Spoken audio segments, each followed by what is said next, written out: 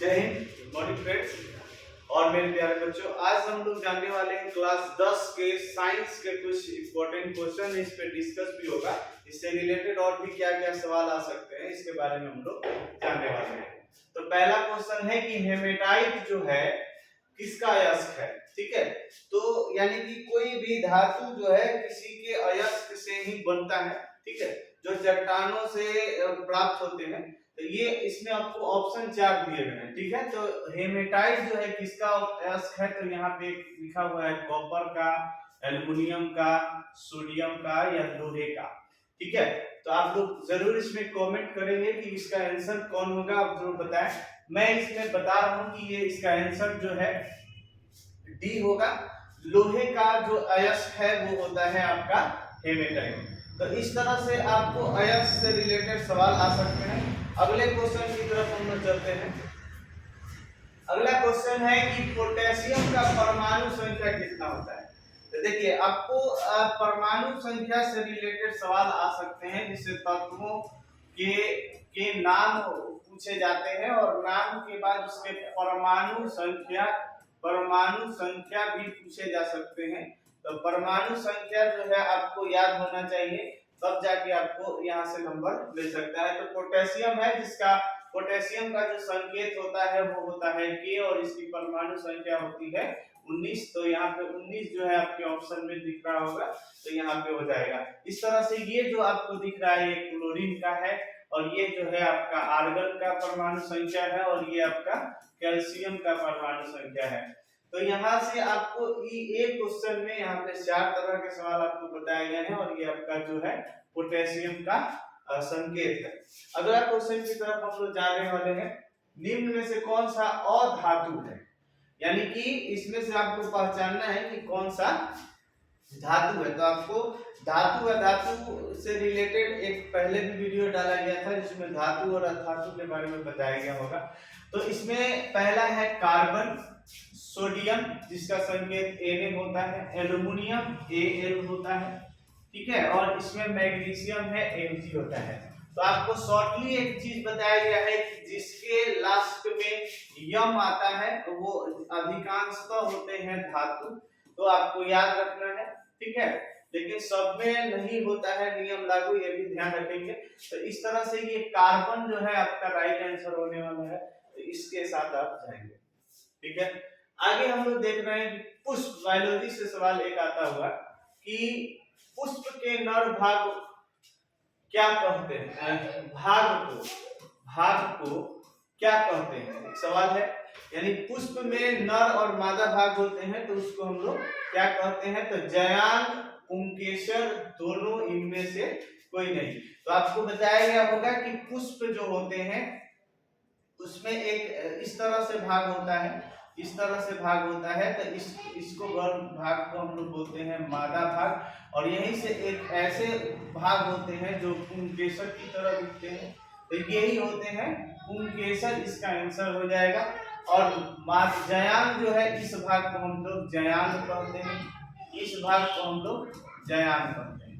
ठीक है, तो यहाँ से सवाल बन सकता है। आगे है कि एल्युमिनियम अयस्क क्या, एल्युमिनियम के अयस्क को क्या कहते हैं, यहाँ पे गड़बड़ हो गया है। हाँ, के अयस्क को क्या कहते हैं, यानी एल्युमिनियम जो धातु है उसका अयस्क जो है वो क्या होता है। तो आपको हेमेटाइट है, बॉक्साइट है और दोनों है। तो आपको बताया गया था कि हेमेटाइट जो है लोहे का होता है, तो ये आपका बी आंसर सही होगा। बॉक्साइट जो है इसका एल्युमिनियम का अयस्क होता है। चलिए आगे हम लोग बढ़ते हैं, इसमें 6 नंबर सवाल की तरफ बात करते हैं। तो सबसे कठोर प्राकृतिक पदार्थ के बारे में बात हो रही है। तो ये धातु के नाम दिए गए हैं, लेकिन इसमें एक ये चीज है जो पदार्थ में आता है, अधातु है हीरा कार्बन का ही अपरूप होता है, हीरा और ग्रेफाइट। ठीक है, तो यहाँ पे इसका आंसर हो जाता है सबसे कठोर पदार्थ के रूप में इसका नाम आता है हीरा का। ठीक है, आगे हम लोग बढ़ रहे हैं। इसके बाद अगला सवाल है 7 नंबर, कौन सा अधातु विद्युत का सुचालक होता है। यानी कि आपको बताया गया होगा कि अधिकांशतः धातु जो है वही जो है विद्युत का चालक होते हैं, विद्युत का चालक होते हैं। लेकिन इसमें एक ऐसे अधातु है जिसमें ये विद्युत का सुचालक होता है, तो इसका आंसर आपका होता है ग्रेफाइट। इसका इस्तेमाल आप पेंसिल में भी करते हैं, हम लोग पेंसिल में इसका इस्तेमाल किया जाता है चिन्ह लगाने के लिए, या आप कह सकते हैं कि लिखावट में इसका बहुत ज्यादा इस्तेमाल किया जाता है। यानी पेंसिल को अगर आप किसी पेंसिल के नोक को अगर आप दोनों तरफ से जोड़ते हैं तो यहाँ से आराम से यहाँ से इसमें से करंट जो है पास कर सकता है, ये आपको ध्यान रखना है। तो ये इसका आंसर है, ठीक है, जो अधातु है और विद्युत का सुचालक है। आगे देखते हैं वायुमंडल में कार्बन डाइऑक्साइड की मात्रा क्या होती है। तो आपको बताया गया कि वायुमंडल में बहुत सारी गैसें होती है, जिसमें मुख्य रूप से जो गैस है नाइट्रोजन होता है 78%, ठीक है। उसके बाद ऑक्सीजन की जो बात आती है वो होती है 21%, और CO2 की जो बात आती है वो होती है 0.03%।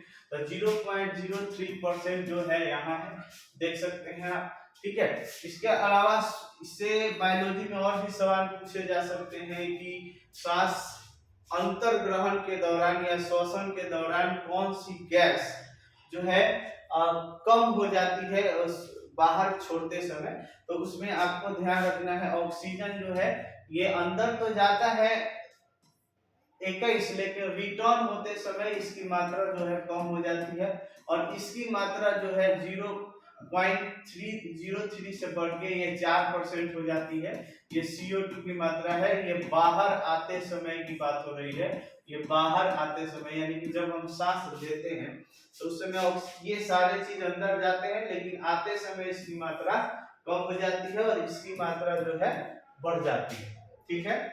आगे बढ़ते हैं, 9 नंबर सवाल है, आवर्त सारणी में कितने वर्ग होते हैं। यानी कि आपको पीरियोडिक टेबल से सवाल पूछा गया है, तो इसमें आपको हमेशा एक सवाल पूछ लेता है। तो आप देखे होंगे पीरियोडिक टेबल, तो कुछ जो है इस तरह से लाइन होते हैं, डिब्बे बने होते हैं, अब कुछ तरह जो है इस तरह से लाइन होते हैं, और इस तरह से जो होते हैं जिसको हम लोग क्षैतिज तल में बोलते हैं। तो इसकी जो संख्या होती है वो होती है वर्ग की संख्या। ऐसे जो होते हैं ये होते हैं आवर्त, इसमें होते हैं आवर्त, ठीक है। तो अगर हम इस तरह से गिनते हैं, इस तरह से यानी क्षैतिज तल में गिनते हैं, तो वर्ग की जो संख्या होती है वो होती है 7, और इस तरह आवर्त गिनते हैं अगर ऊर्ध्वाधर तौर पे अगर गिनते हैं सीधा सीधा, तो इसकी संख्या होती है 18। तो यहाँ से दोनों सवाल आपका आ सकता है, यहाँ पे ध्यान देंगे पीरियोडिक टेबल से। इसका लास्ट सवाल है कि हीलियम कैसा तत्व है। यानी हीलियम जो आपको तत्व में बताया जाता है हाइड्रोजन, उसके बाद आता है हीलियम, इसकी संख्या 1, इसकी संख्या 2, लिथियम की संख्या 3। तो जब इसके परमाणु संरचना की बात होती है या इलेक्ट्रॉनिक विन्यास जब देखते हैं हम लोग, तो इसमें पहले कक्षा में 2 इलेक्ट्रॉन होते हैं और अगले कक्षा में 8 इलेक्ट्रॉन होते हैं। तो इसके पास कोई भी त्यागने के लिए कोई या अभिक्रिया करने के लिए कोई भी बाहरी कक्षा में कोई इलेक्ट्रॉन होते ही नहीं है। तो इस तरह से ये आपका अक्रिय गैस में ये शामिल हो जाता है, ठीक है। इसके अलावा आपको नियोन है, आर्गन है, इसके बाहरी कक्षा में एक भी इलेक्ट्रॉन नहीं रह पाते हैं, इसीलिए ये आपके जो है अक्रिय गैस में आ जाते हैं, और इसे नोबेल गैस भी आप कह सकते हैं, ये किसी से अभिक्रिया करते नहीं है। तो इस तरह से आपको 10 क्वेश्चंस थे यहाँ से साइंस से, और भी आपको इसके बाद वीडियो डाले जाएंगे जिससे आप देखें और अवश्य कमेंट करें, चैनल को सब्सक्राइब करें।